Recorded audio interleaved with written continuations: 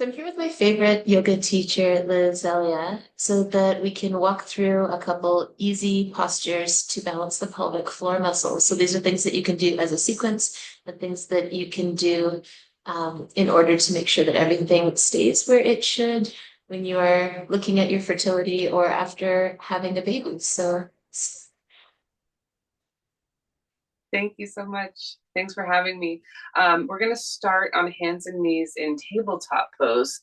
So come onto a mat or a padded surface or a rug with your knees underneath your hips and your wrists underneath your shoulders, and spread your fingers wide.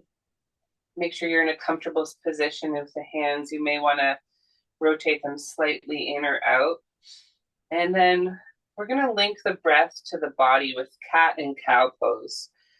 So you're going to start by inhaling and tipping the tailbone to the sky, drop the belly down, lift the chin, and kind of look forward or up. And then as you exhale, you start to reverse that. Tuck the tailbone under, wave through the spine, press the floor away, chin comes to your chest, and you feel the stretch in your back. So as you inhale, you're going to reverse, coming into this cow, elongated front body stretch. Exhale, wave into a cat, arching the spine. And you want to close your eyes and really feel the breath moving the body. Feel that connection between your breath and the movement of the body. So you're creating a connection to this rhythm that's always happening in your body and really accentuating the movement of the spine with each breath. And really just notice any areas of tension,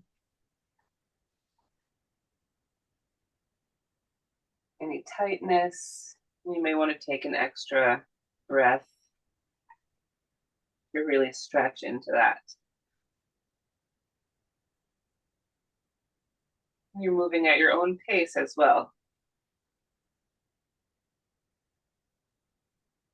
I'm moving at a medium speed. You may want to go a little slower. But this is just an exploration. And then come back to your neutral tabletop. So spine perpendicular to the floor. You're going to widen your knees a little bit. Touch your big toes together, slide them together, and you're going to sit your hips back onto your heels. And try to keep that connection as you walk the hands forward and let your forehead rest on the ground. So sometimes the ground can seem far away, or it's not easy to let the forehead come down without popping the hips up off the floor. So in that case, you may want to stack your forearms to raise the level of the floor up a bit. But in this pose, this is Balasana, child's pose. It's meant to relax the mind. So your forehead is connected to the earth. And you're just noticing the breath as it moves in, down the throat, the low belly expands, and you're going to feel the low belly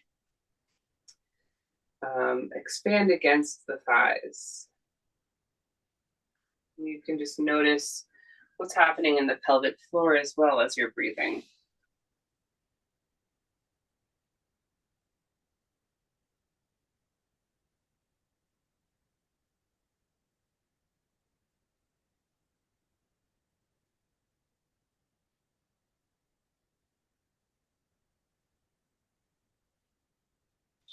If you're pregnant or you have any issues, you can always put a big bolster or pillow in front of you and just kind of lay over that.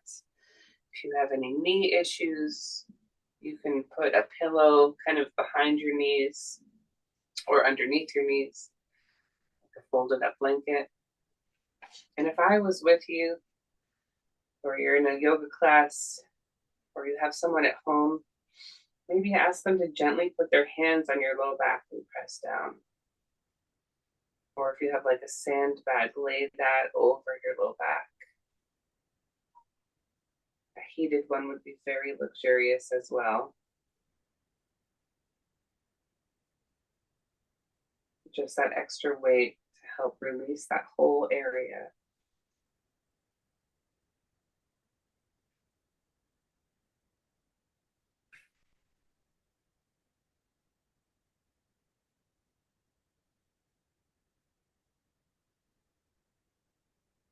And then slowly lift yourself up, coming back up to your hands and knees.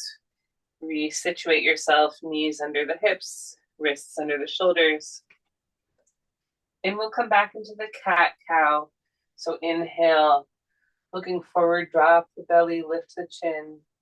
Exhale, press the floor away, arch the spine. And just close your eyes and just notice if there's any difference in this experience than there was the first time you did this. You feel more freedom of movement.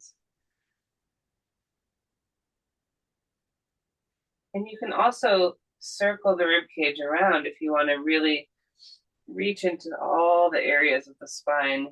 You can follow the breath, but kind of move the rib cage in a wide barrel roll. Or just wave through the spine in any way that feels good to you, as long as you're connecting the breath to the movement.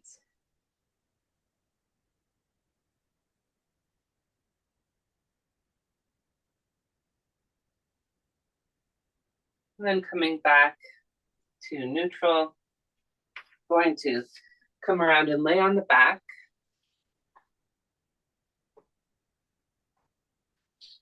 So holding onto your knees and gently rocking side to side once you've arrived.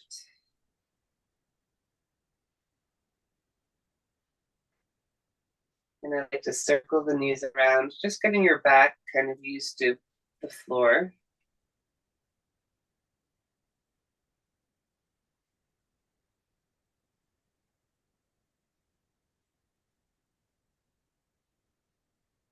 And then holding your right knee with your hands, interlacing my hands in front of the right knee, extend the left leg down.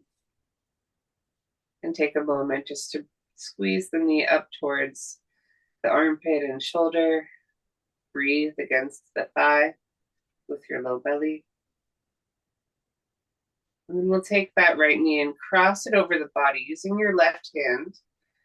We're taking a reclining twist and reaching the right arm out wide. Turn your gaze towards your right arm. So you're twisting from the top of the spine, the eyes, all the way down to the tailbone.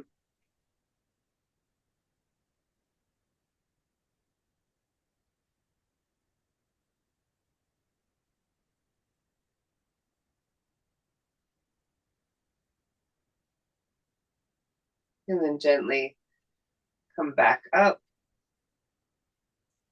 hug the knee in, and release down the mat. And we'll draw the left knee in, squeezing the knee towards the left side of the chest and armpit, giving it a hug. And then taking the left knee in the right hand, we'll cross it over the body and reach the left arm out wide, turning your gaze towards the extended left arm.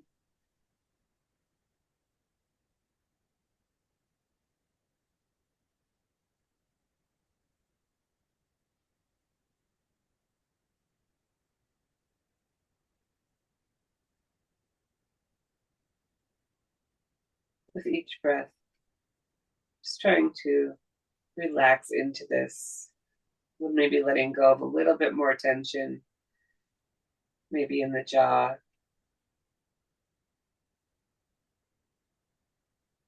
Noticing where you're gripping and just trying to let go.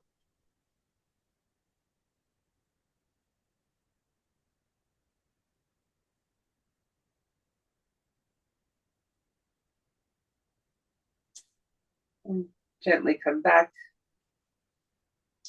Hug the knee in and extend both legs down the mat.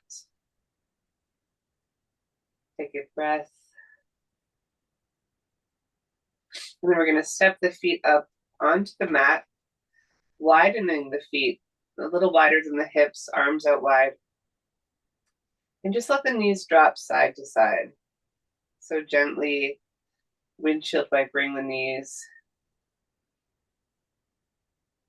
This is a bit of more of an active twist. Different experience. So there's lots of options for reclining twists, but these are the most accessible ones.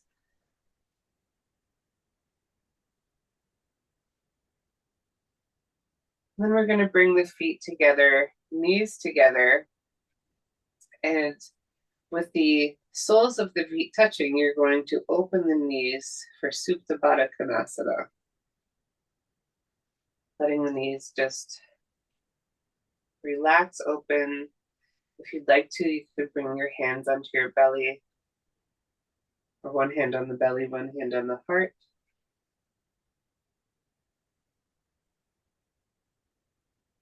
Or keep it by your side. If you have any discomfort here, you can slide some pillows under the outer edges of your thighs to support your hips here. And this is a wonderful restorative pose. If you want to get an eye pillow and lay like this for 10 or 20 minutes before bed,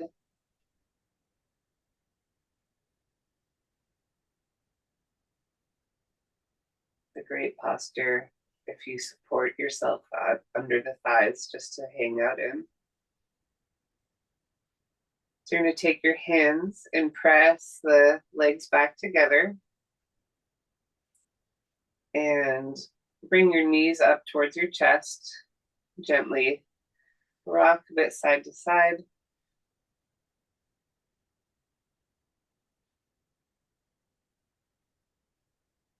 And then separate the knees towards the armpits. So both knees hugging in. And then lifting your feet towards the sky. You can hold the back of the knees, but keep your tailbone on the ground. Keep your neck long. And this may be where you stay. This is called Happy Baby. If you'd like to, you could reach up and grab the outer feet, the outside edges of the feet with your fingertips, and keeping your shins perpendicular to the floor. You can also grab your big toes if that's easier.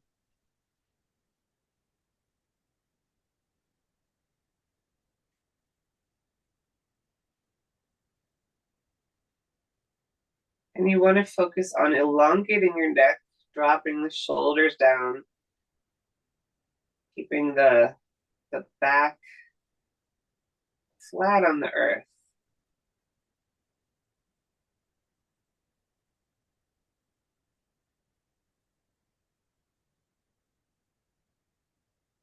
And you can stay here, or you maybe extend one leg out to the side, gentle rock.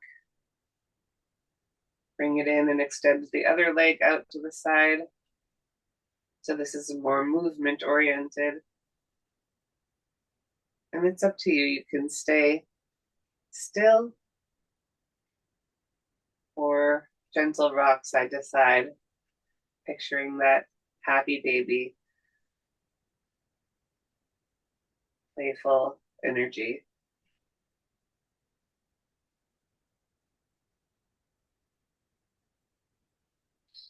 Come back to center and stillness if you're moving.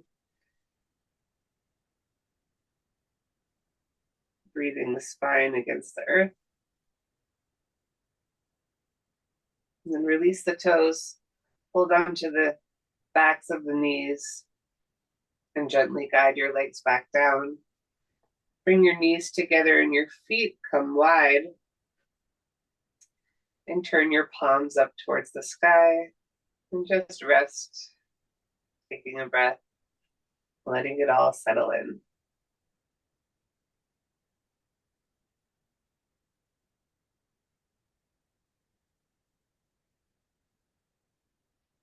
So that concludes our practice, and you can let rest there as long as you'd like, or you can come up and take a little breath and find your center and ground yourself before going about the rest of your day. Thanks for being here. Thank you.